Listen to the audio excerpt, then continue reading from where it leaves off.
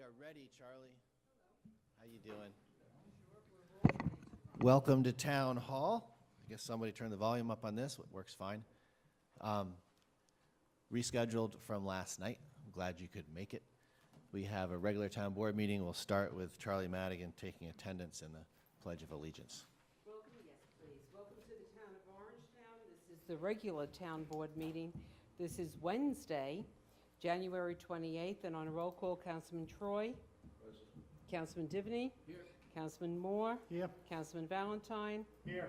And Supervisor Stewart. Here. Now, Eileen, you're going to have to lead us with the Pledge of Allegiance to the flag. Again. To the flag of the United States of America and to the republic for which it stands, one nation, under God, indivisible, with liberty and justice for all.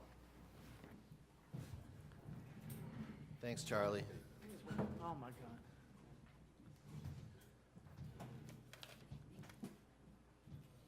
So on the agenda tonight is a public comment period, as we always have at the beginning of regular town board meetings.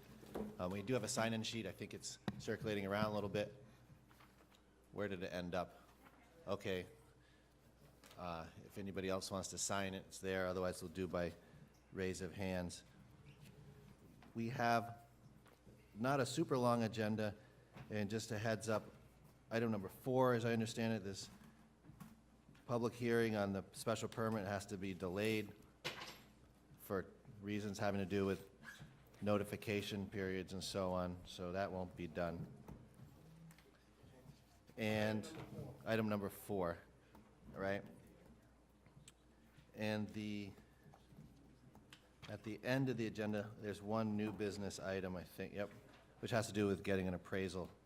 So that's the agenda in a nutshell. Without further ado, I'd like to open up the public comment period. I know that at least a number of the folks here to speak are interested in the Anello Tech issue. It's gotten a lot of press and attention lately. None of us want to see any kind of a public health hazard created, and there's a ton of information available about this project.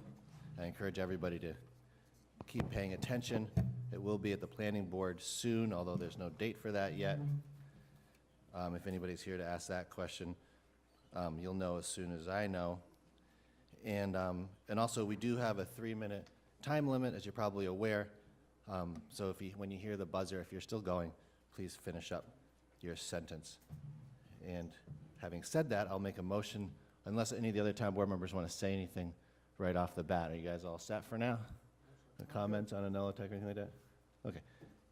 So I'll make a motion to open the public comment period. Can I have a second? Second. Second from Councilman Divney. All in favor say aye. Aye. The ayes have it. And first up is Amy Wertheim. Welcome. Well, turn it, yeah, let's see if it works. Hello. There you go. Thank you for that.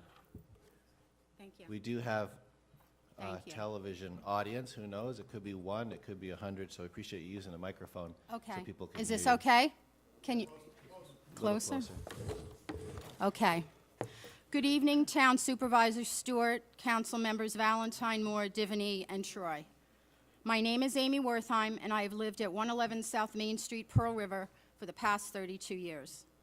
Several of you sitting on the podium have had your election signs posted on my property at my request because I believe that you represented what is best in our town and would continue the work to make our town what is known as the town of friendly people. I supported you because you said you would do what is best for the town of Orangetown. As you are aware, we are here tonight to voice our concerns and fear over the possibility of a building being erected on the Pfizer property, Anello Tech, releasing carcinogens material into the air. And to take it a step further, what goes up must come down.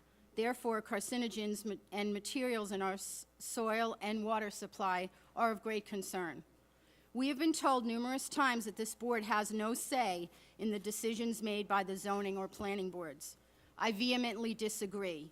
You are the very people that make these appointments, and I would like to state for the record that you have failed in your duties to represent us fairly and completely.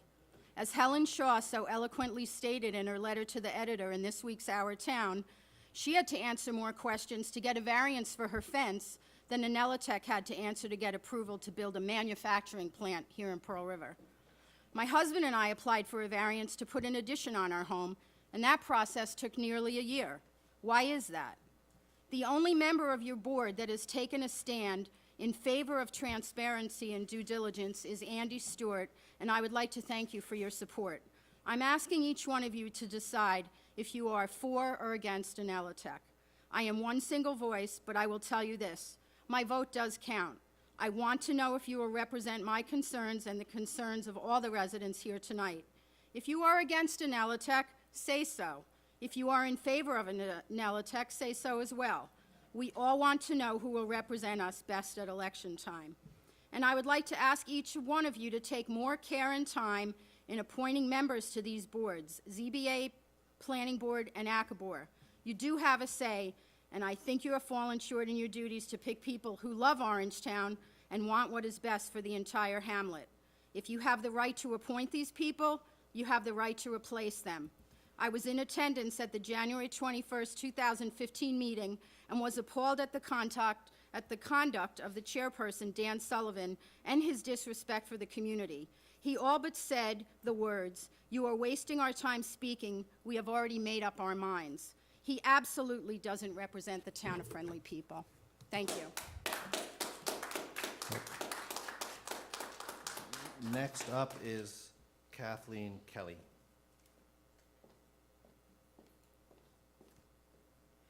Hi, good evening. Thank you so much for allowing me to speak. Supervisor Stewart and the rest of our council, thank you.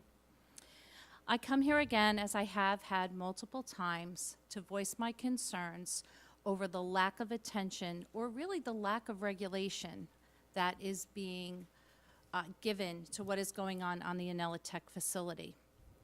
I think part of my frustration remains the lack of transparency and the lack of direct answers. I've said it multiple times. I just want the facts. I want to be assured that my family is safe. I want you to look me in the eye as I'm talking to you. I want to be sure that my family is safe. I know you share my concerns with that. You live in this town too. My children have played with your children. We have a connection there. We asked for an independent review. We asked for it to be done timely, and I can appreciate what John Giardiello tried to do. He contacted multiple people to try to find out who should I get. He was not met with a lot of response from the Department of Health. They didn't know. He then called someone in the county planning. They didn't know what to tell him.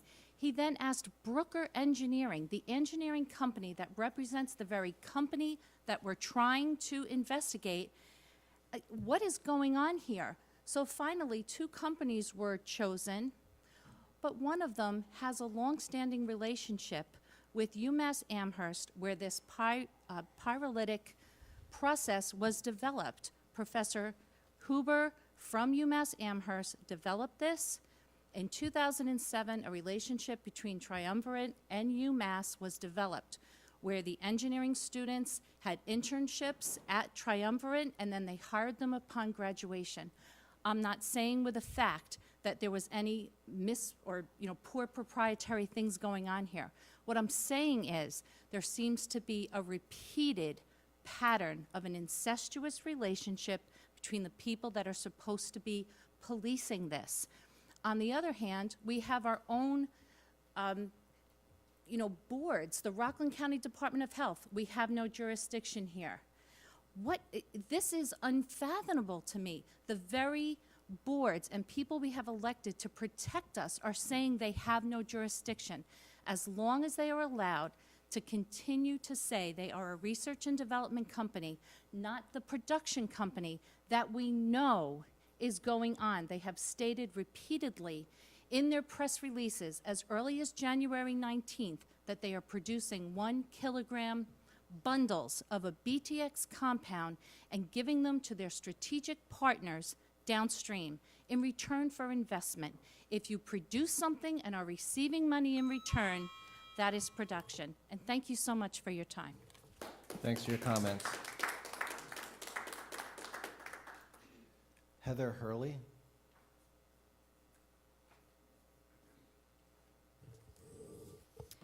Good evening, Supervisor and Council members. On behalf of the community grassroots movement, Stop Analytech, I am here tonight to address certain concerns regarding the proposed Analytech plan and the process in which it has been handled thus far by your appointed planning board and zoning boards. The public is frustrated, angry, and disheartened to know that officials in Orangetown and Rockland have been pushing this plan through without sufficient evidence that this construction will not adversely affect the health and safety of the public, and leaving specific questions left unanswered about the emissions from their smokestack and potential hazards at this site. First, building on the statements given by Kathy Kelly, the Stop Analytech movement is asking that the board request that the Orangetown Zoning Board rescind their decision from the January 21st meeting. Secondly, if the zoning board refuses to rescind their decision, we're requesting that the board file an Article 78 against the Orangetown Zoning Board. This is in part due to the supervisor's request for the zoning board to hold off on making a decision on January 21st, pending the further and thorough examination of documents that were produced by 2 independent firms only hours before that meeting. Through community research, we have found that at least one of these firms, and possibly both, have direct ties to Analytech and its founders. Another issue of concern for this proposed plan, which was briefly mentioned but quickly dismissed at the zoning board meeting on November 19th, is the security at the Pfizer complex. I have firsthand experience with the lack of security that occurred when I visited Analytech at the Pfizer campus on December 18th. Though my name was in a computer, I was never asked for a photo ID, nor was Supervisor Stewart. While waiting for someone to come collect us at the security kiosk, it was discovered that an employee of Analytech's public relations firm, Jeff Johnston's name, was not even located in their computer system, yet he was wearing a sticker issued by security. The toll booth style gate in the parking lot would make it very easy to infiltrate this location and plow right through. The one driveway which leads right to Analytech's doors had no additional security in place, and with an X marks the spot type of smokestack structure that is proposed, this facility is a sitting duck for those with nefarious intentions and a hazard to the residents of Orangetown and Clarkstown.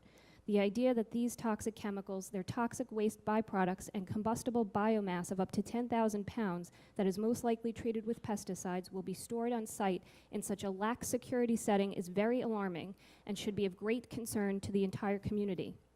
And finally, regarding the DEC, and if this proposed plan goes through, I spoke directly with the DEC's Region 3 Air Quality Rep. George Swikert, and he informed me that his office is committed to unannounced inspections of only a minimum of 2 to 3 times per year. This is unacceptable for a community that may sit in the shadow of a toxic smokestack built by a company that refuses to fully disclose everything that is coming out in their emissions. New York State Controller Thomas DiNapoli issued a report in December 2014 on environmental funding in New York State, highlighting that the DEC's workforce has declined 10.4%, and staffing in programs such as enforcement, air and water quality management, and solid and waste hazardous management had experienced significant cuts. And when the nearest air quality monitoring station is located at the New York Botanical Gardens, some 28 miles away from this site, then how will this company ever be monitored in a manner that will ensure that the people of Orangetown and Clarkstown will be protected from toxic emissions and the threat of a potentially hazardous accident or attack on this facility? These are some of the many questions that weren't addressed. These are concerns that the public still has, and these are issues which your planning and zoning boards failed to address, just as they have failed the people of Orangetown. That said, we are asking for responses from each and every board member tonight. Thank you. Thank you, Ms. Hurley. I'm happy to provide a little latitude for folks to finish their sentences, and I appreciate that. Who else is on the list tonight? Eileen Larkin? And then we'll go by a raise of hands if anybody would like to use the public comment period. Thank you. I was asked by Mike Mandel to make this comment about the chargebacks that the town is responsible for now, and he asked me to mention FIT, Fashion Institute of Technology. It's a 4-year college. It's not a community college.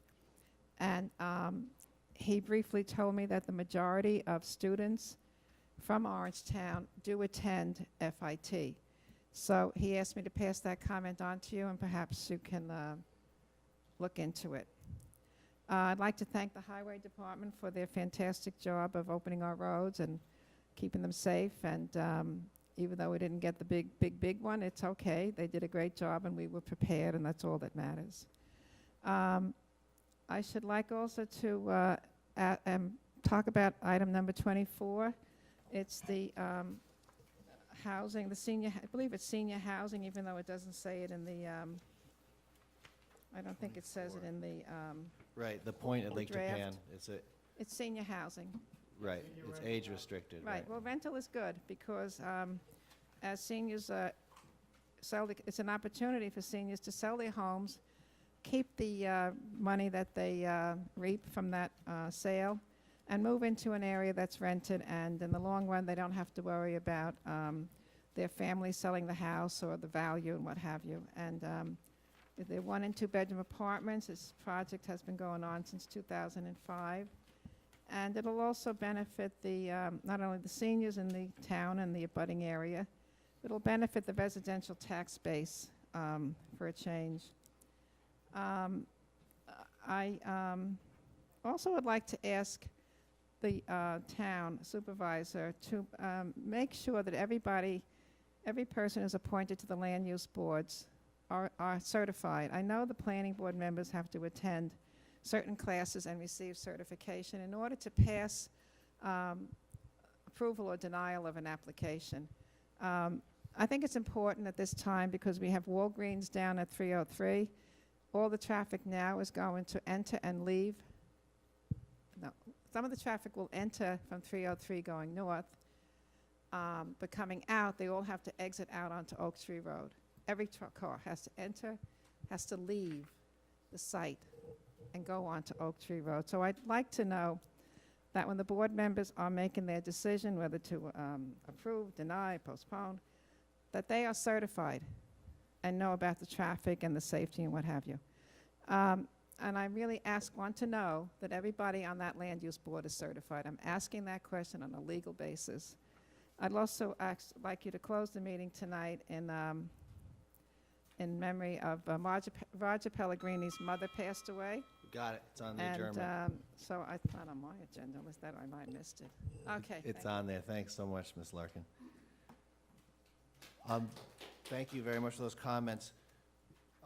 That's it for folks who signed up. By raise of hands, is anybody else here to speak on any issue to the town board? I see orange shirt. Go ahead. Just say who you are and where you live, if you would. I'll write down your name here. Scott, Good right? evening, my name is Scott, correct. Nice to see you again. 162 Grandview Avenue, Nanuet. Thank you.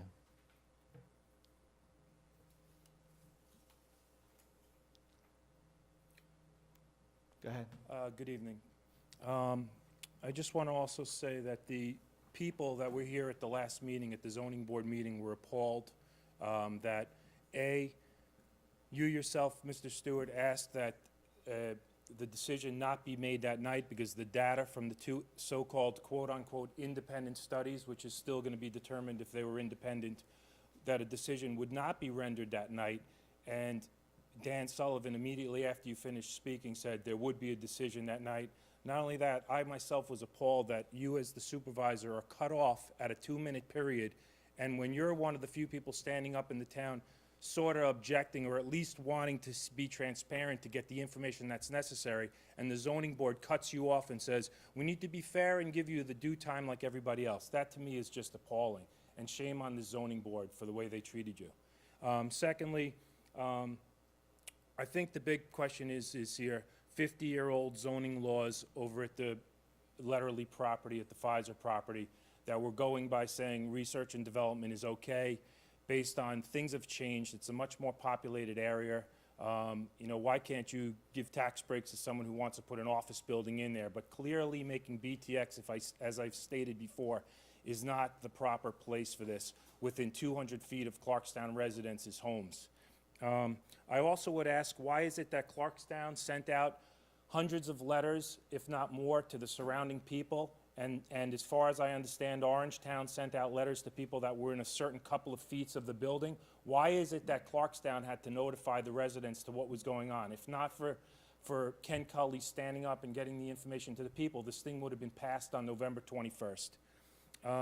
The other thing is this R&D or not? And I would invite you all to give me your email address where I can send you a symposium from Tech itself that's stamped by David Soldusky, which clearly says the R&D period was 2010. 2011 and 12, demo manufacturing plant, which is what they have there now. 2013, 14, 15, build commercial plant. Also, in the same symposium, they have a signed letter of commitment to purchase the output from Tech's 2014 plant at a discount to market price. This isn't something I've made up. This is on the internet of what they're boasting to their shareholders today. So this is not R&D. They clearly have been manufacturing the product. Now they're ramping it up. Also, I spoke with George Schweikert myself in the very beginning, and he told me that under regulations, the R&D product, it says in Section F, page 6, it states, in order for there to be an R&D exemption, chemical substances must be produced for R&D. No substances produced under R&D can be sold or used for any other R&D purposes. These people are sending their product out to other facilities where it will be tested, where they can decide, hey, should I invest in this company? Can I turn this into gasoline? Can I turn this into plastic? So under this R&D, if it wasn't R&D, you wouldn't have even allowed them to be doing what they're doing. So hiding under R&D, I think you need to look a little deeper into it. These are poisons they're making. Thank I you. understand you need people in the facility, but you don't need people getting sick. Thank you for your time. Thank you for yours. Let's see. Any other hands up for public comment on anything? Yes, ma'am, in the purple shirt.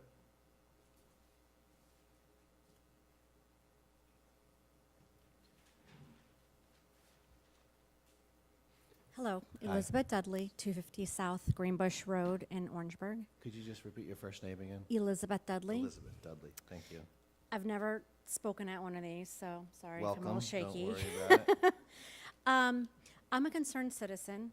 I moved up to this area because I thought it would be good for my family. My husband's a firefighter in the city, and I wanted to find a place safe for us to all, location for us to all live. Looking at the Pfizer plant, I think some of the zoning laws are outdated. I would want those to be looked into. I think the population of our area is more residential. I was also at that meeting, and I was appalled that we had studies that were read to us in a monotone voice that were, I really couldn't even understand them. And when I took them home and looked at them, a lot of the numbers that I just did simple math did not add up. And I'm a concerned citizen. I feel like, we need more transparency in this. I think we need more experts. I don't expect all of you to know, everything about engineering and chemicals and things like that. But this kind of situation, I think that corporation like this belongs somewhere down, where they process gas in Jersey. I mean, that's what I think of, a smokestack. You drive through there, you have those terrible smells. Okay, it belongs there. People don't live there. These are, we care about that, and I just feel like, I have to stand up for my family. Thank you. Thanks for coming out tonight. Any other hands up for speaking in public comment? Going once, going twice. I'll make a motion for closing the public comment period. Can I have a second? Over here. Second from Divany. All in favor, say aye. Aye. The ayes have it. I know that other town board members have been writing down, and we want to help answer your questions. I'll just say a few things. Number one, on transparency, that's an ideal that I share, and I think we all do, and we put an enormous amount of information that you could spend time going to the building department to get, but we've made it easy for you to get, and I think that we're trying hard on that. The Rockland County Department of Health in 2014 rescinded its laws for odor and air pollution, for bulk chemical storage, and for noise. this is puts more of a burden on the town, and they defunded those positions. And this is sort of a parenthetical thing when we talk about regulation. That's something that concerns me, and I've asked the county legislature to look into it. I just wanted to mention a couple other things. On the chargebacks, I don't know if you said this in error or not. It isn't, the county finance office said they're going to do it, but the legislature is going to fight it, and I will too. And I don't think, it's certainly not going to happen without a fight, so we'll see about that. FIT, I understand, is not a two-year college, but for some reason it's included in the community college program, and it costs a lot more. And the idea on the part of the county is to get the towns to pay part of the tuition for each town resident who attends community college that's not RCC. So if it's FIT or Orange County or Westchester Community College, they've claimed that under current state law and case law, they're allowed to do that.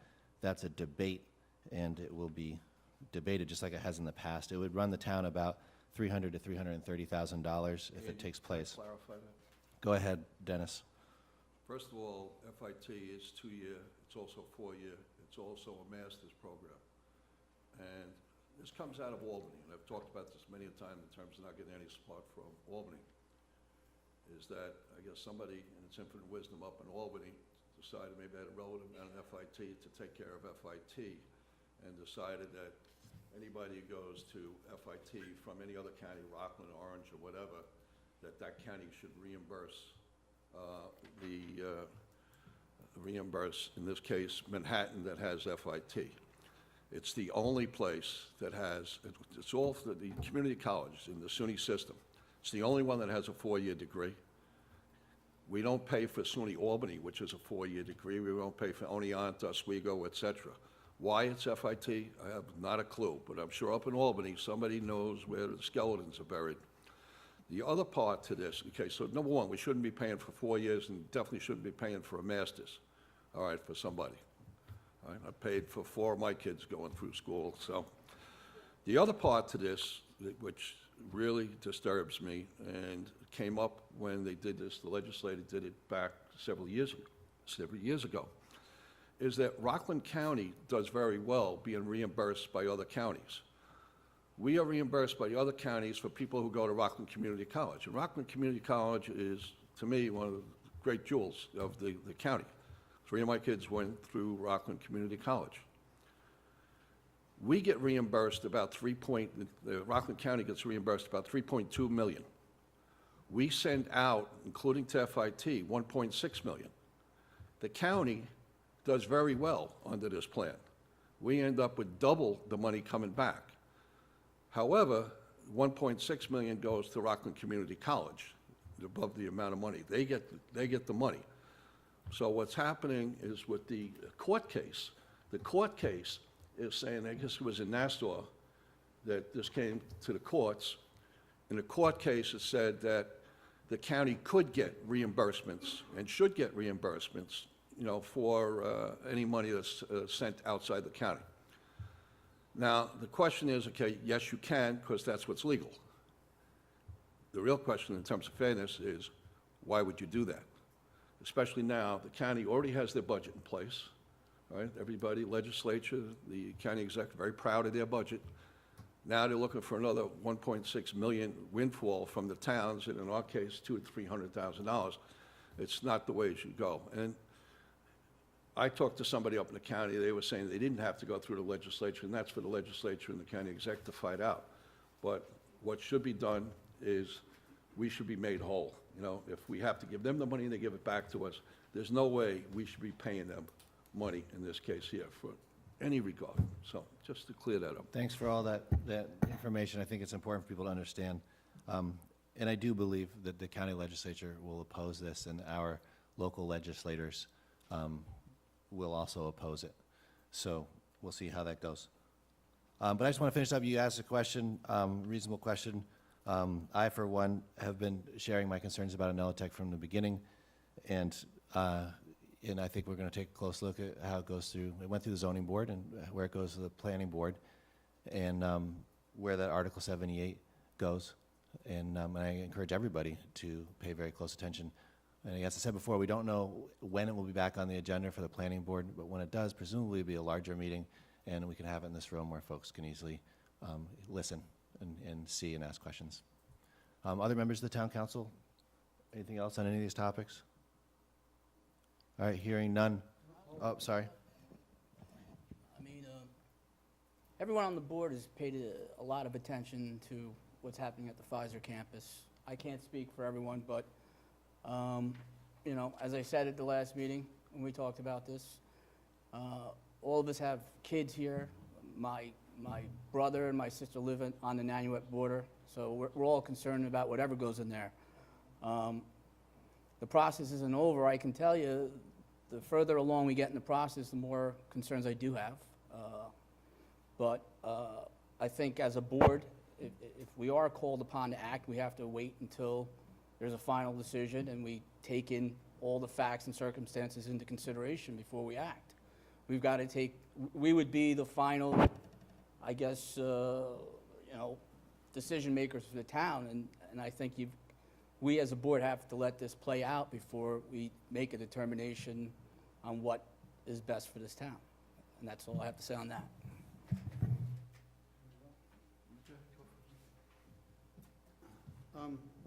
As Tom said, all of us have been paying very close attention to this. I've been at the meetings.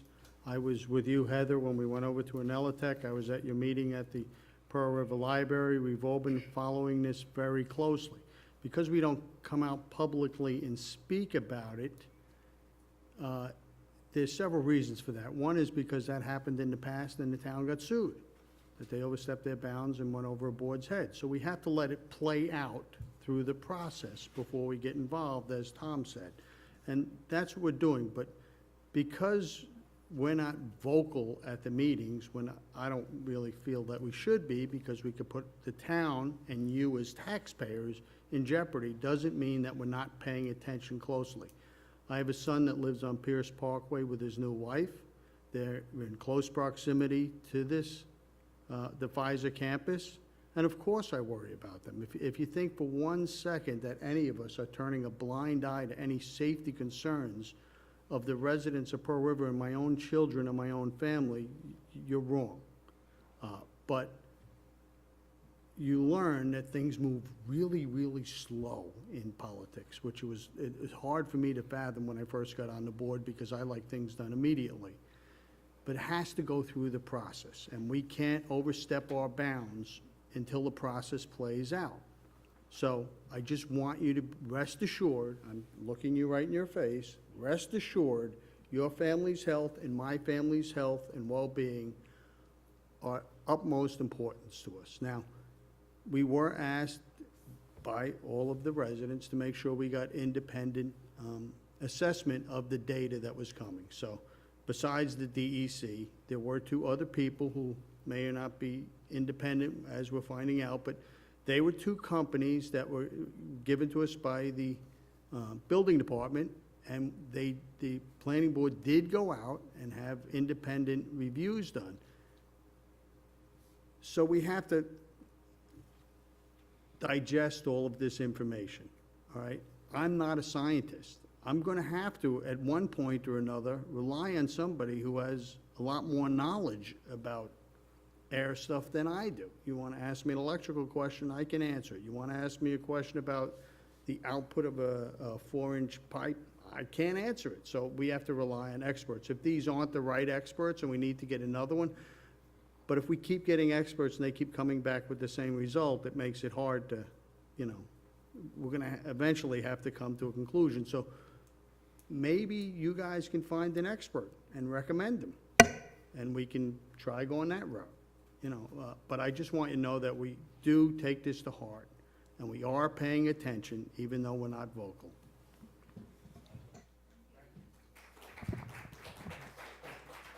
Councilman Moore? Yeah, 2 things. Obviously, I'm going to echo what's been said already. I don't want to re-say it, but I agree with everything that was stated. I may not live as close as some do, but even though I'm in Orangetown, I'm in the Nanuet School District, so I'm right there on the Clarkstown border as well. So I'm concerned for everybody. One other thing that came up, and I'll just give you a little history. There's been some concerns voiced about handling of constituents at the land use board meetings. It wasn't that long ago that land use boards were appointed by politically connected people, and that's no longer the case. We go through interview processes every year for open seats and for reappointments. Anybody that wants to apply could come and we interview. And even the ones that don't get selected the first time, sometimes we create a bench and they're selected later. So a point to make, we do a due diligence. We try to get people with common sense that love the town and care about the way it is, because we love the town the way it is and we want to stay that way. But one thing we all take very seriously on top of that is how respectfully land use board members treat the public. So it's good to hear back. Those things always be taken into consideration when we do reappointments. As far as I know, legally, I don't think we could really impeach anybody unless they do something bad. I think they have to serve out their term, so I don't think we could do anything midterm. But I can assure you, everybody on this board will take everything into consideration when we go through our next appointment process for all the boards, because it is important that they show the respect for the public. Thanks for those comments. We will be doing candidate interviews and the appointment process. Yes, sir? I'm sorry, I'm trying to figure out who's trying to communicate. Are you trying to say something? I'm waving to you, yeah. Okay, go ahead. Thanks. Well, let me just finish my sentence. The land use appointment process happens in the beginning of the year, and we're currently collecting resumes for that. There's a vacancy on Akabor. There's a couple of terms which will either be vacant or reappointed, depending on what the town board does. And you'll be seeing that information come around real soon. This goes for everybody in the room. If you're interested in serving on a land use board, by all means, send in your resume and a letter of interest, and I'll make sure that the town board sees all of those letters. Mr. Troy? I went to the first zoning board meeting, I don't know if that was the end of October, November. I didn't go to the Pro River Library, I did go to the meeting on the 21st. In terms of how Dan Sullivan runs a meeting, again, if I was an opponent, I could see you could be upset. The fact that he limited the supervisor to 2 minutes, I thought that was a good thing. Supervisor had no standing whatsoever. It's very tough to get a word in edgewise with the supervisor anyway. So at times he does need a limit on him. This town, the planning board, the zoning board, the ACABOR, is the most conservative boards in the county. I referee basketball, and I've said this 1,000 times. I've gone all over this county many times, mainly because of refereeing, some because of jobs, some because of shopping or whatever, all right? And every time I come back to Orangetown, thank God for this oasis. And it's one of the reasons it's that way, even going back historically, all right, with the boards in the 70s, the 80s, and the 90s, all right, is they're very careful about what they let into the town and don't let into the town. Now, I can't speak for Pfizer, because I remember through the years, the downwind, the Pfizer, I lived down off 304. There were certain times you could smell also, God only knows what they were burning, all right? And I get that, I do. Fortunately, for the last, I don't know, 15, 20 years, it hasn't been as bad as it was back in the early 80s when I first moved here. But I know that people can use the word appalled or whatever. I sat and I was standing in the back, watching the meeting. I thought it was run very fairly, from my perspective. And I know the letter into the Town today was saying it took longer for the person to get a variance than it did for Anelotech. But in terms of Anelotech itself, they had the planning board meeting in September and probably passed right on by and didn't get the review it should have. All right, and then there was the one in the October, November, in that time frame for the zoning board. We as a board asked for independent reviews. Then you had the meeting on January 21st. Again, you had also the Pro River meeting with Anelotech. Some members of the board went to Anelotech. We've read everything. I get all sorts of emails. I have not responded to all the emails, but I read them all right? I'm still not convinced one way or the other. I'm not. My bigger concern, and this is always my concern, and one of the reasons I stay on the board, is what's the future of Orangetown? And it applies to RPC. We bought 314 acres in RPC, not because we wanted to be a land baron, but because we're trying to protect the town. We're involved in buying more acreage in RPC because we want to protect the town. Pfizer, I've met with Andy Stewart. We met with the real estate people from Pfizer. What were their plans when they were closing down? Where are they going? What are they doing with that property? Anytime you have a large piece of property in this county, is a major, major concern. What happens to that property? And one of the things they talked about at our meeting going back, I don't know, it could be 2.5 years ago, 3 years ago, is as they were closing down, is that they would look to see if there's other R&D places that could come in. And again, I don't know whether it qualifies as R&D or not. I know what you're saying, it's on the website. All right, but I am interested in keeping it a commercial piece of property. I do not want schools there. I don't want certain types of residences there. I don't. So is the balance here between what keeps it commercially viable or not? All right? But the last part to this is that the boards themselves are supposed to be independent boards, and we have to be very careful as a town board in terms of how we deal with the board, with our land use boards. And we are very careful about who we put on, and it's the diverse opinions of the people who are on the board. It's not all one type of person, but they have the interest of Orangetown at heart. And I would just want you to keep that in mind as you go to these meetings. All right, I know you may be against certain people on the zoning board or on the planning board, but they have tough decisions to make, and they are bound by whatever the legal requirements are. And the zoning board, when you go to a variance, you're going against the law. In this case here, all right, they are within the zoning restrictions for Pfizer. Are they within the restrictions in terms of environmental restrictions? That's what still has to be decided, you know, in terms of what comes out of the pipes. Going back to, I guess, what Mr. Valentine said, my son, daughter-in-law, and 2 granddaughters, they live right off of Middletown Road, you know, up towards Pfizer. Not in the Nanuet School District, they just happen to be in the Pearl River School District. But again, I'm here for the duration. I am interested in the health of the people here, and just keep that in mind. You know, just don't paint it's not all black and white, all right? It is black and white when it gets to a legal requirement, but it's not black and white in terms of what we have to do here. Thank you.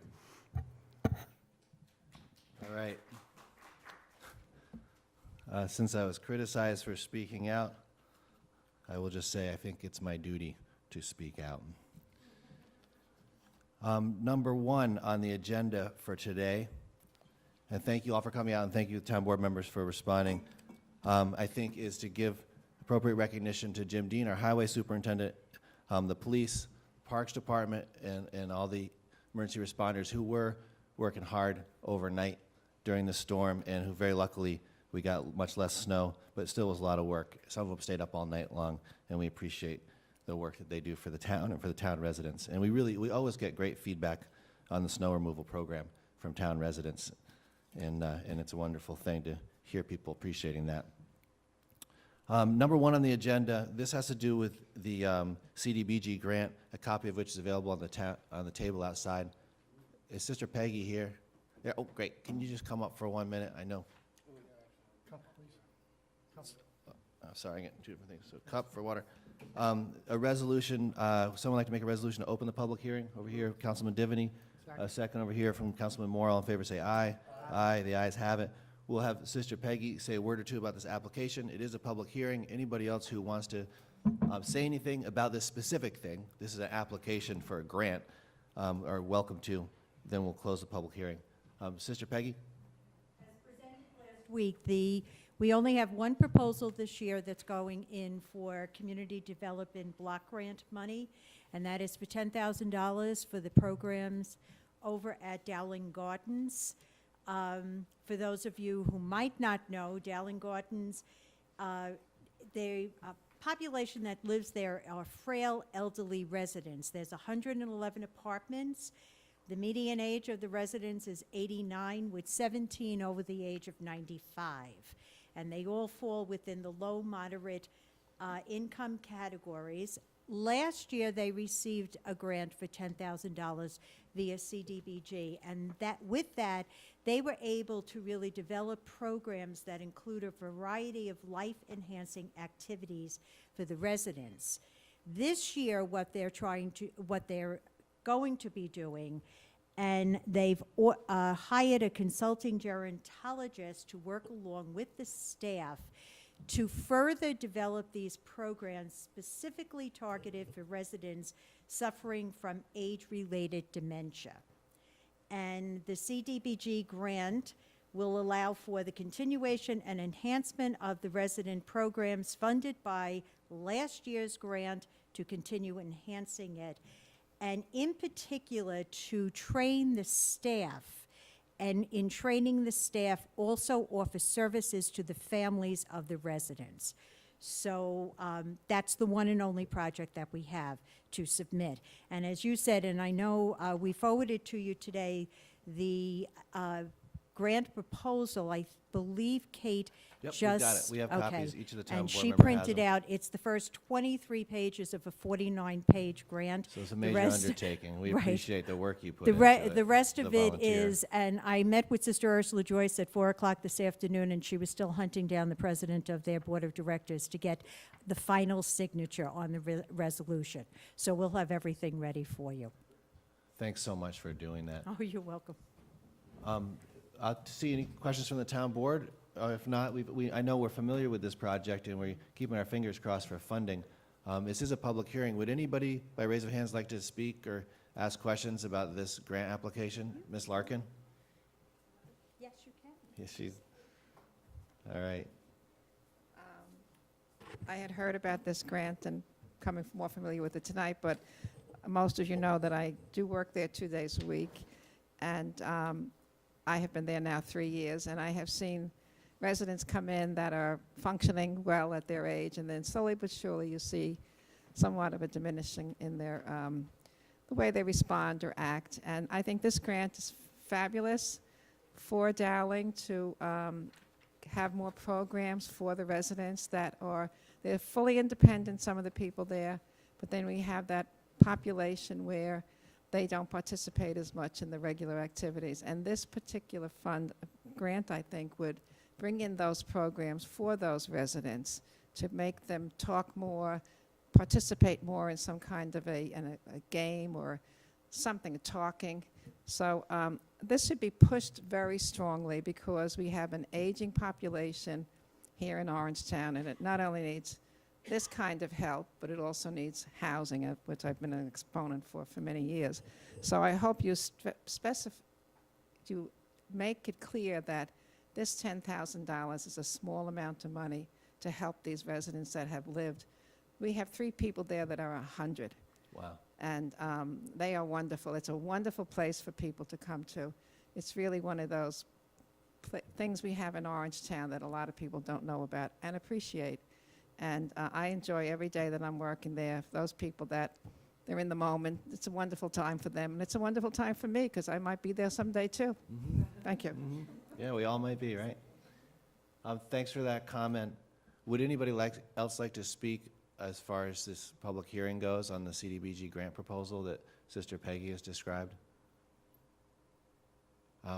Sister Peggy, would you like to make another comment, or are you all set? Just that one of the residents that Eileen was just mentioning, she just turned 100 on November 21st, and on November 22nd, she joined us for the 100th anniversary celebration of Sacred Heart Chapel, which is the chapel that's on our grounds. So we made sure that the Cardinal got, because he came to say the Mass for us, he was introduced to her and he blessed her, and it was the best birthday present. The family was thrilled. She was thrilled. The best birthday present. But you're absolutely right. These people, I mean, we watch them, and some of them do get more and more withdrawn, and it's because of the aging process, and we're all going to get there. You know, so whatever we can do for them. Well, thanks so much for all that you do. And Thank please you. convey our gratitude back to Sister Ursula and all the Yes. others on your team. Okay. Because all the things going on over at the Dominican Convent are just amazing, you know, and it's great to be over there and participate in those events, and hopefully we'll get this grant, which will help out as well. Okay, thank you. Right. What Eileen just said, that when you turn onto the grounds of our property, it says Dominican Sisters of Spark Hill, Women Making a Difference. And that's been our tagline since we You definitely celebrated do make a 125 years. Yeah. Thank you. Any other questions, comments? I think we're just getting, thank yous from over here, and we appreciate it. We'll make sure this gets submitted, and we'll follow it up through Okay. that committee, which I know that I get to go to, and I think I actually get to vote on some of this stuff, so. That's right. Thank you. A motion, let's see, do we close the public hearing yet? Okay, second on that. All in favor of closing the public hearing, say aye. Aye. The ayes have it. So it's a motion from Divany, second from myself, Charlie. All right. The next item is to resolve to actually submit to Rockland County Development Office this grant request. Someone like to make a motion on that, please? From Troy, second from Moore. All in favor, say aye. Aye. The ayes have it. Again, as I mentioned before, for technical reasons, we're delaying this special permit application. I guess the notifications weren't printed up the way they were supposed to be or something like that. And No, the notification was printed fine. They weren't published. So the one state mandate is that there be published notice no less than 5 days in advance, and that's what happened. So that being the case, subject to your approval, we suggest that you adopt a resolution rescheduling the public hearing for February 10th. That notice has already been sent to the Journal News, and the applicant will post and remail to ensure that there's no problems. do you want to make a motion to set the public hearing? There's two. One is to table the current resolutions, and then the second one is to make the public hearing on February 10th with all the accompanying resolutions. At 8 PM. How's that sound? That'd be fine. Let's, yeah. That's after that. Okay. I'll second that motion to table the existing resolution and hold the public hearing on February 10th at 8 PM. All in favor, say aye. The ayes have it. Thank you very much. Appreciate that work on part of the town attorneys. So all of those related items will reappear in a week or so, and that gets us down to item number 9. This is the appointment of the liaisons. Each town board member is a liaison to a committee of volunteers that specializes in a particular part of town government, land use, everything from traffic advisory to youth rec to board of ethics and so on and so forth. Town board members have had a chance to review this list. Is everybody still comfortable? Okay, great. Can I hear a motion to approve this list? Move from Divany, second from Valentine. All in favor, say aye. Aye. The ayes have it. Number 10. This is the amendment of land use board fees for 2015 as submitted by the building department in alignment with the budget that the town board approved. Someone want to make a motion for this item? Over here on the right, Troy, second from Moore. Sure. Any discussion? All set? All those in favor say aye. Aye. The ayes have it. Number 11. This is setting for the Association of Towns Conference. Robert Simon is the town's delegate to that meeting. I'll make a motion for that. Can I have a second, please? Second. Second from Divany. All in favor say aye. Aye. Number 12 is myself as an alternate or backup, should Mr. Simon not be able to go there. I'll make a motion for that. Can I have a second? Second. I think it was Divany, unanimous or it was second. Dennis. Everybody wants me to go. Can we make the trip longer? Make it a one-way trip, right, Dennis? I will say that the Association of Towns is a great organization, and everybody should take time to look at that conference proceeding, and if you want me to try to collect information from a session, I will do that. Number 13, this is the submission of a grant. Actually, this is the hiring of Sylvia Welch, who's our wonderful grant writer, and for $650 to write a grant that's worth between $10,000 and $20,000 to digitize certain rolls of microfilm that are used in the Justice and Personnel Departments. Can I make a motion for that? Can I hear a second? Second. Second from Moore. All in favor, say aye. Aye. The ayes have it. And also, just sort of blessings to Sylvia. She did slip on the ice and get a concussion a couple of weeks ago, but she's up and doing fine, thank goodness. From the Highway Department, we have the trip to advocate to the state in Albany for appropriate support for towns. That's number 14. Someone want to make a motion for this, please? From Valentine, over here. Second? Second. More, all in favor, say aye. Aye. The ayes have it. Good luck, Jim Dean, happy hunting. Come back with the usual, hopefully even more support from the state. Number 15, this is a surplusing of highway equipment, and there are 8 items listed. Someone want to make a motion for this, please? Moved. Move from Moore, second from Troy. Is that all right, Dennis? All in favor, say aye. Aye. Selling some old and much beloved equipment. Number 16 is a sewer work certification and registration, and there are 5 companies listed. I'll make a motion for this. Can I have a second, please? Second from over here. Tom, Divany, all in favor, say aye. The ayes Aye. have it. Number 17 is the software for the Bureau of Fire Inspection, right? Yep. Someone want to make a motion for that? From Troy. Second over here from Moore. All in favor, say aye. Aye. And thank you to Mike Bettman and his team, keeping us safe and keeping the fire code enforced. Number 18, these items have to do with the sidewalk project on Route 340. And rather than read all the way through it, I'll scroll to the bottom to the resolutions.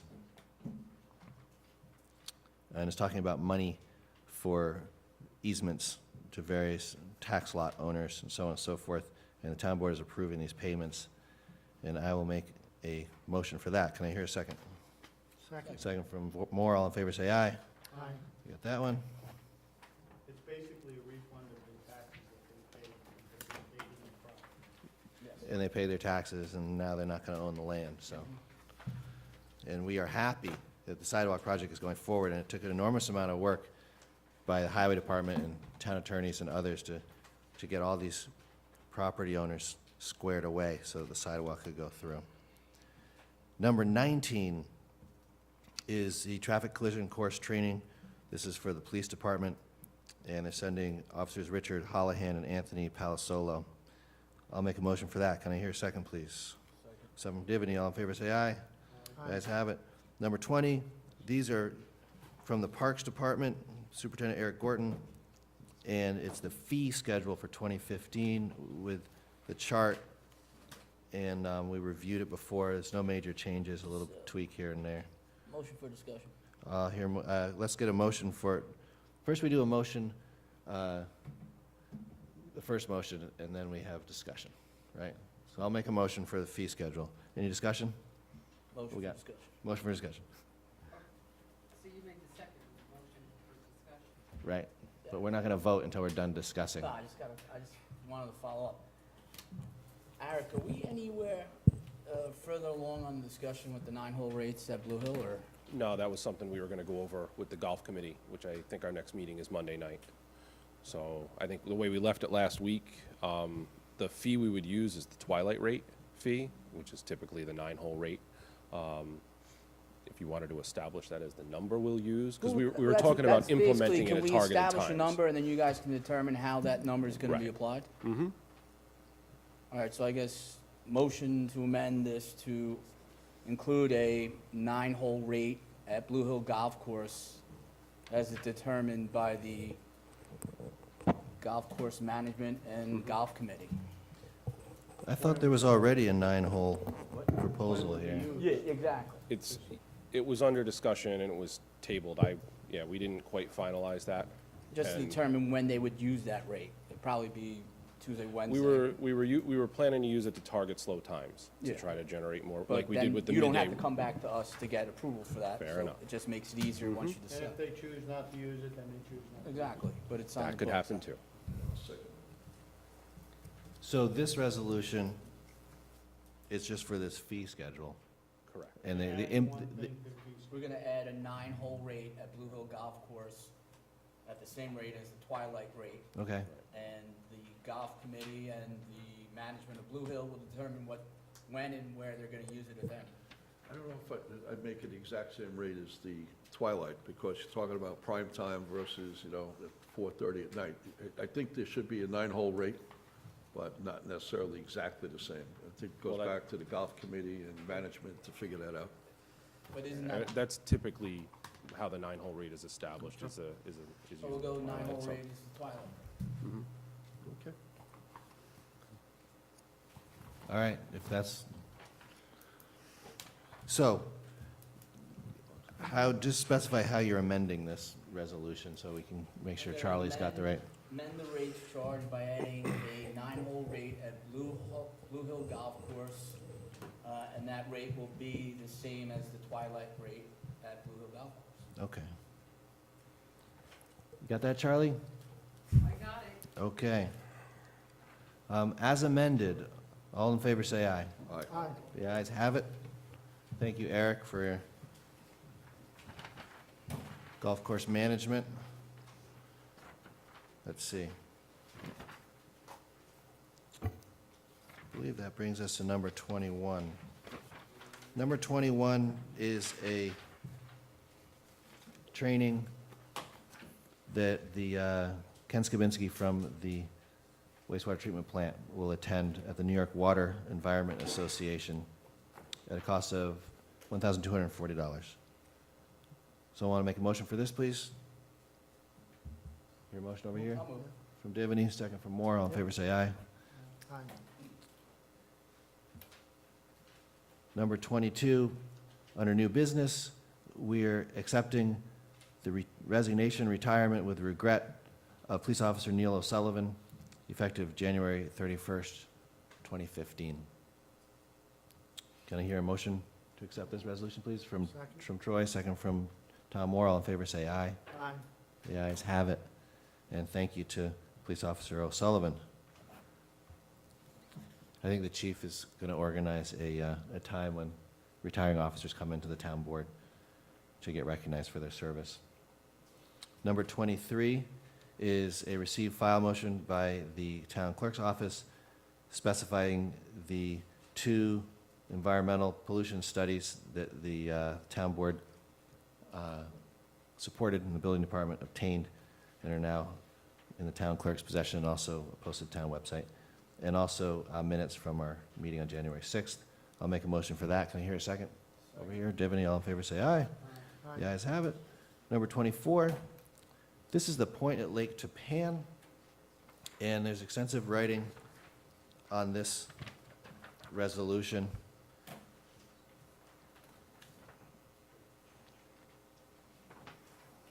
It gives you a little bit of the history of the project, which has had final site plan approval from the planning board and the building department for a while.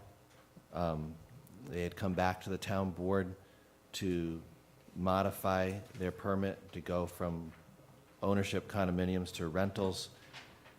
The town board approved that. It's in the interest of the community that this project get built and that the folks who need this age-restricted housing get access to it. And going along with that, this resolution adjusts some of the fees associated with it. And when you get down to the bottom, it has the be there, therefore be it resolved, so on and so forth. It's an amendment of a recreation contribution, which was established a long time ago when markets were different and projects were different. And it goes on to note that this does have to go back to the planning board, right? Am I right about that, John? Okay, so the town board is making if we approve this, kind of setting the parameters, and it goes back to the planning board for final review. And hence the last two lines there, be it further resolved that the application is hereby referred back to the town planning board for action consistent with this resolution. Can I hear a motion for this one, please?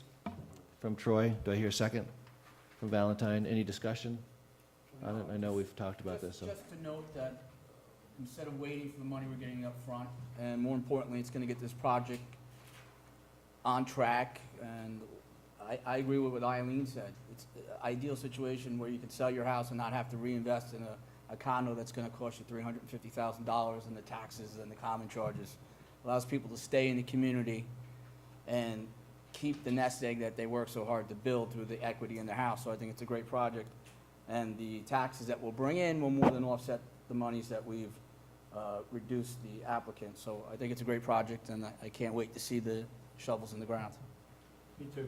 And we're coming up with 1.2 million up front, which is a good, input to our general fund, our reserve fund. Any other comments? All right, thank you. And let's get this show on the road with the point at Lake Tapan. Let's see, we vote. All those in favor of this resolution, say aye. Aye. The ayes have it. Thank you very much. Then we have number 25, a bid award to Schultz Ford for the purchase of a sport utility vehicle for the highway department. And move from Moore, second from Troy. All in favor, say aye. The ayes have it. And then there's the purchase of a new loader backhoe, and awarding that bid to A. Montano Company in Saugerties, New York, the only qualified bidder. Can I hear a motion for this, please? Over here. Divany, second from Valentine. All in favor, say aye. The ayes have it. And then lastly, an item of new business is to get an appraisal at the cost of $4,000 for a portion of the town's land at Rockland Site. That is the Lot 1 down by Veterans Memorial Highway in Tapan. And that is a resolution that we just put on there. Got a price quote from Beckman Appraisals through our town assessor. And I'll make a motion for that resolution. Can I have a second? From Valentine. Any discussion? Nope. All right. It's important that we find out. The appraisal set kind of a baseline for understanding what the value of our land is. Well, we were given an offer and we felt it was too low, but how do we really, we have to justify that by having an appraisal so we know what's really worth. Well, is it just gonna appraise is it just appraising at the recreational value of the land, or is it gonna be an appraisal that will tell us what the value is for recreational, for commercial, for residential, for restricted age? I mean, so we have the true value of what is being offered and what we're declining. It's a good point. Yeah, you are the real estate lawyer, and I'll refer you to the description of the appraisal here. There were two variations on it. One was a $4,000 job, and I think one was a $10,000 job. This one, this is what our, This is for the zone for permit indoor and outdoor, so this is, well, the zone for permit indoor and outdoor sport uses for recreational and related, so it's, that's what the zoning is right there, right? well, no, that's the assumption they're making, so they're gonna do the appraisal based on it being indoor and outdoor sport uses for recreational and commercial development. Do we Right. wanna expand on that or not? That's what this board has to decide. Well, it's probably at least cover everything that's permissible under the zoning. Well, Right. That's what the you're only saying. thing that's permissible Well- right now, right? No, we gotta change the It's all zoning. 40, so you could have residential. That was RPCR. Sorry. That particular lot was rezoned to RPC. RPC, Yeah. RPC. No, RPC. RPCR hyphen R. for recreation, right? That said, just bear in mind that whatever appraisal you do will essentially set the baseline. It's not necessarily for purposes of an offer or, no. accepting an offer. The town is selling property. If the property's worth $100,000 an acre and you want to sell for $500,000 an acre, you're well within your prerogative to do that. And in the past, we've looked at things in that context. You're not just selling it as if it's a piece of property and, you just want to get the market value. You're entitled to negotiate whatever price you will.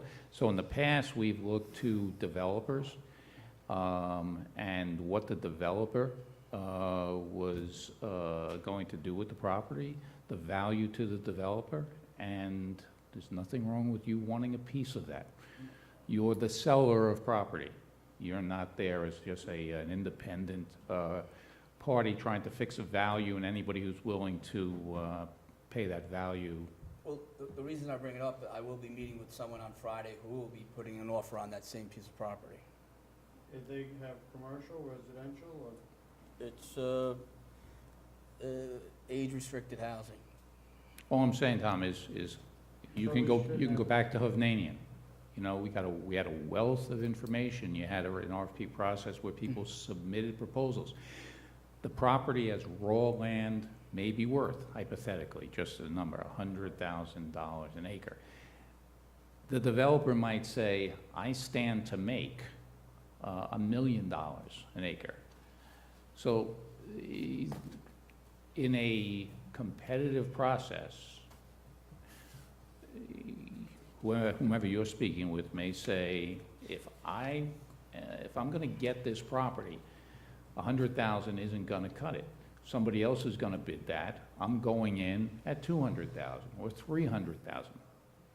And in the past, we've negotiated, the amount with a view toward what's going there, what's it worth to you, and that's how we fix the price. You can't sell it for less than fair market value. And what Mr. Beckman is giving us, as I understand it, is a fair market value. It's not the purchase price. It's not a selling price. But is it based on the zoning, the fair market value based on zoning? Because then we should expand it in case we change the zoning, like Tom said, to age-restricted or commercial. You may want to clarify that with Mr. Beckman. I've had this discussion with him before. I think regarding Lot 1, maybe larger portions of RPC, and he gave us a base price, and then there was an add-on of several $1,000s more for each use appraised. Now, it's zoned RPCR, but as the legislative body, you can rezone it to anything you want consistent with the master plan, which is why the balance of the property has sort of been marketed as, tell us what you want to do with it.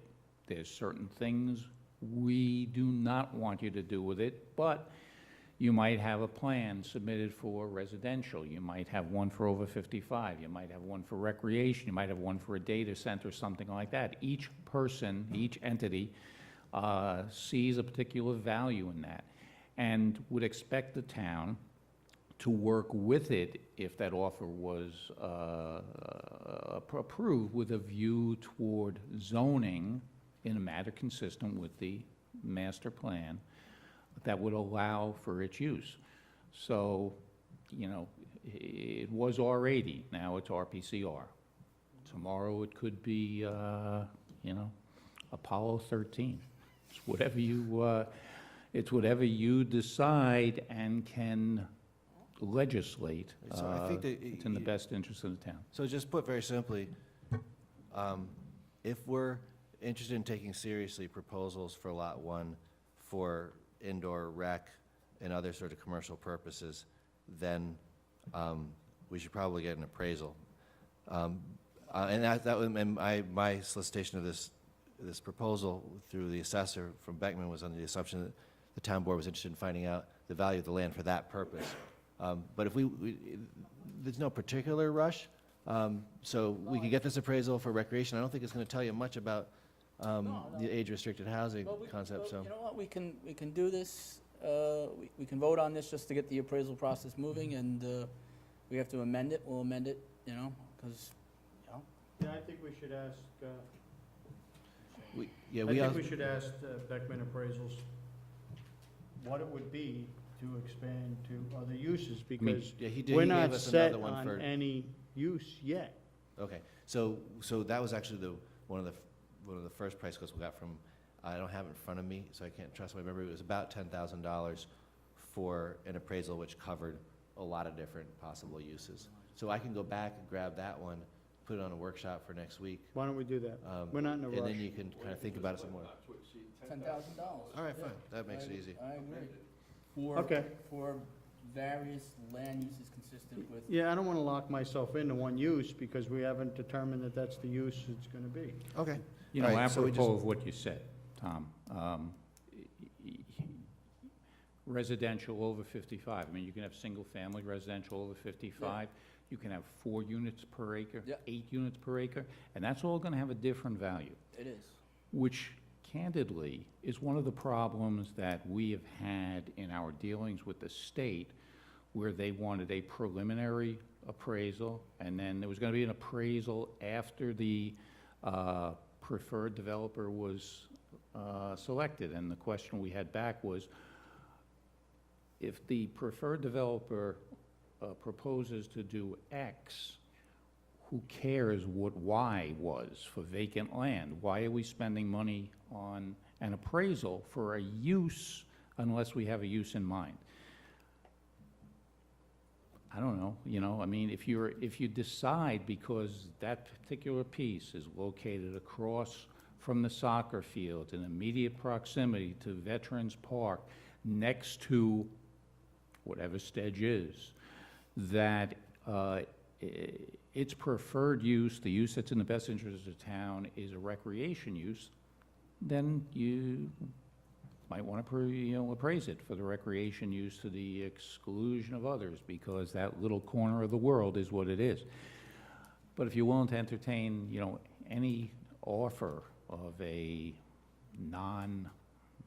offensive use, and we've identified in the redevelopment plan offensive uses, I don't know, if you want to spend $10,000 or whatever getting an appraisal to come up with a value for something you're not going to use, No, you're not going to do.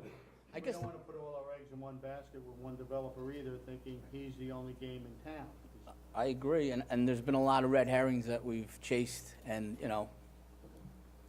the sports complex, that would be great, but it's nothing, everyone on this board, Paul and I went over to RPC last winter and went into the old buildings with this developer that said he had millions and millions and millions of dollars.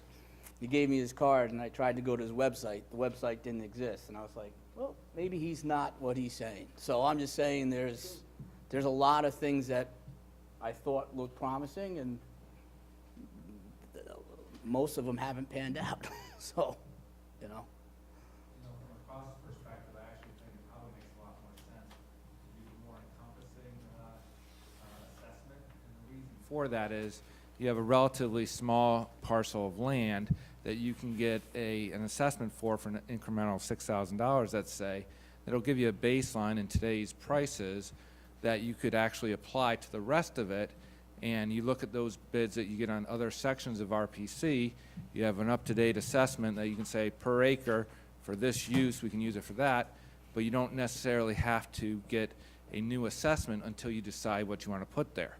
So you won't be buying 10 or 20 of these separate assessments.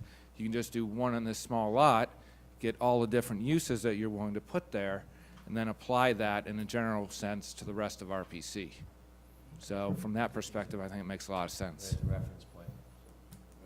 All right, so thanks for that, Jeff. So we're amending the resolution to say not to exceed 10,000 instead of 4,000, and that gives us the ability to move forward with that, but it will be shared amongst the town board members and make sure everybody's squared away on the exact nature of that assessment.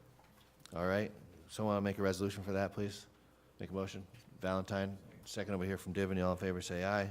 Aye. Okay, so that's that. Do we have an audit tonight from our finance department? Let's see if there's anything else here. And we have a number of adjournments as well.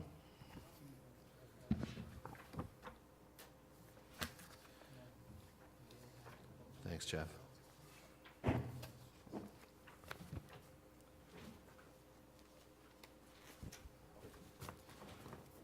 Is, For something? just, I thought we were supposed to have applied golf on yesterday, or are they rescheduled? They're rescheduled for next week because the weather and the cancellation and so on messed that plan up. So we'll have Applied Golf give an update on the Broad Acres kind of end of the year annual report on Tuesday at the workshop. Okay. Jeff, you want to take us through the audit? Sure. Today's audit consists of 5 warrants for a total of $1,166,607.92. The first warrant is for 1 voucher for $50 to New York State Joint Commission on Public Ethics for lobbying services. The second warrant consists of 182 vouchers for $360,000, and those are all 2014 items. The following items are high-dollar items. Number 2, Applied Golf, $23,773.95. Tom, before you ask it, I can tell you what Applied Golf is going to tell you is that they were basically $10,000 under.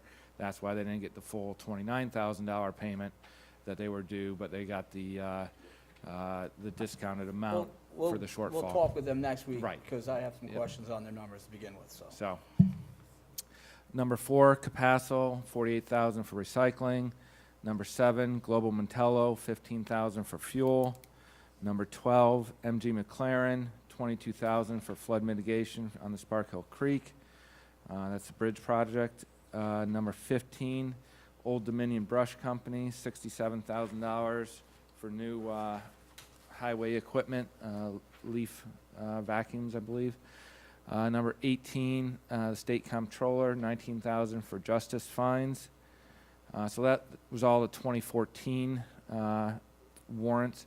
And then we go on to 2015. The third warrant is for $170,000 for utilities. The fourth warrant was $9,500 for 207C payments. And the fifth warrant, and this is now 2015, consists of 126 vouchers for $625,000. Major items there, number 1, Atlantic Salt, $151,000 for highway salt purchases. Number 4, Blue Hill Golf Course, $20,000 for the Pro Shop contract. Number 7, CSEA Employee Benefit Fund, $27,000 for dental benefits. Number 11, Goosetown, $91,000 for police equipment for the new vehicles and also their services. Number 16, Persistent Construction, $161,000 for the Spark Hill Creek Flood Mitigation Program, that bridge again. And Jeff, is that within budget? Is this coming within budget? That's all within the 1.9 million So that- project. that's, okay. Are we holding any retainage on this? Are we, I don't believe so, no, because they've already completed the work. To our Persistent has. satisfaction? Everything's Yes. fine? Yeah, well, according to the Highway Department's satisfaction, not mine. Okay. And number 17, Sprague, $13,000 for fuel. Any questions on the audit? Yeah, if I could just get the update on the bridge, Jim, as far as how that, what's the status of that project? Because I know we got, what was that, $500,000 from Ellen Jaffe on that, and I'm sure she's going to want to come out for the ribbon cutting, so. Right. The footings for the foundation walls on both sides of the bridge were poured last week. They're starting as soon as they get back. They haven't been able to work since the end of last week. They'll be putting up the abutment walls. So the schedule right now has been readjusted that we anticipated to be finished by the first week in June. So they're pretty much on schedule. They lost time because of some weather issues and some foundation for the original bridge issues. Actually, when we got into it, we found out we couldn't, part of the problem with that bridge was you couldn't really determine what condition it was in, the existing bridge, because it was built in 1887, and the only way you could find out what the actual structure was to take it apart. Right. Amazingly, when we took it apart, They took the deck off, they found that there was no foundation under that bridge. The walls went just about a foot below the water line, and that's what was there. It's absolutely amazing that. So one it of could the have been hurricanes undercut didn't- by the stream or something, right? I don't know what held it there, but it stayed for a long time. And as we started to excavate behind it, it was assumed that it was poured concrete, but it wasn't. It was fieldstone laid up and no concrete on the back, so it started to fall back. So part of the issue there was the original plan was that those existing concrete walls would actually be the cofferdams to hold the water from coming in to where they're excavating the footings. And that didn't happen, so we're in the process of, they adjusted that by putting in sheet piling, and that's gonna be an added cost, but we'll be bringing that back to you pretty soon. But it had to be done because you couldn't move anymore until that was done, so. Just one other question. How's the detour working as far as downtown to Pan and buses and stuff like that? Is it traffic flowing through there pretty well? Except, yeah, actually, that we believe it's been working pretty well. We've had some concern from one of the neighbors on Jane Street, and we've been working closely with the bus companies. They've rerouted their buses. They guaranteed us that the buses will not be going through Jane Street. However, a couple of them have been missed, and the guys didn't get the memo. So we've actually been in constant contact with the bus company. I think that's corrected now, because we haven't heard anything in the last week that buses are trying to sneak through there. Trucking shouldn't be going through there, but we have an issue on Washington Street all the time, because it's restricted for trucks over 12'6". So a tractor trailer cannot go from Tappan to Spark Hill on Washington Street because of the overpass for 303. It's too low. And every now and then, a tractor trailer tries to go down that way, and if they do, they either have to back all the way out to the Tappan Firehouse or turn and go down Jane Street. Wow. Which is not, preferential, but once in a while it does happen. And it's safer for having to turn and go down. But they're restricted. We have a lot of signs up telling them, don't go down this road, don't go on Jane Street. The only thing that's allowed to go through there is the normal trucking traffic would be a box truck or something like that. But the buses have agreed, they've rerouted, they're not going there at all. There's three or four different commuter routes that would be traveling through there, and they've been changed. That's great. I'm glad to hear that the bus companies are Hopefully responsive. by June, we'll be back on, and they'll be back on, their regular routes. They won't be running through any of the side streets. Good. Well, thanks for that update. Any other questions from town board members? Just one more, Jeff. The Capasso, 48,000 for recycling? What time period is that for? That's basically a monthly. That's a monthly. Do we have any say on who provides that service, or is that done through solid waste with the county? No, it's bid, it goes up to bid. By the town? It's been a while, so. Yeah, when was the last time we bid it? A while. We should probably look at that. Thanks. Thank you, Tom. We could talk a little bit more about the recycling, if you want to follow up. Okay, I think that's it on the audit. Of seeing nothing else from town board members, and nobody waving their hand saying we need an executive session for anything. All right, oops. One quick item, in an executive session, is a legal matter that Jeff and I have. If you could just put your microphone up so we can hear you. It's a legal matter Jeff and I have to discuss with you. So you want to have an executive session Yes. on a legal matter for council for the Yes. town board? Okay. So understanding that we have executive session for certain very restricted purposes having to do with legal, and we need to be able to talk with our council. But we will not be having further public business tonight when we come out of executive session. Having said that, I would like to adjourn this meeting in the names of, I think, 3 individuals who passed away. Is it 4? So let me get my sheet out. And let's just also vote on the audit. Thank you. Motion from Tom Divany on the audit. Have a second from over here? Second. Okay, from Moore, all in favor, say aye. Aye. Charlie, thanks for that reminder. Unfortunately, my last page disappeared. Okay. We're remembering 4 individuals. I know town board members have relationships with one of these folks. I'll say a word about Mr. Murdoch and Rex Bernstein. Mr. Murdoch, elderly fellow, member of the Friends meeting in Blauvelt, a chemist, an environmentalist, a volunteer for many wonderful causes, and will be sorely missed by our community. In contrast to Mr. Murdoch, who lived a long and wonderful and productive life, Rex Bernstein was only 22 or 23, finishing his senior year at Wesleyan University, when he died in his sleep while on vacation in California.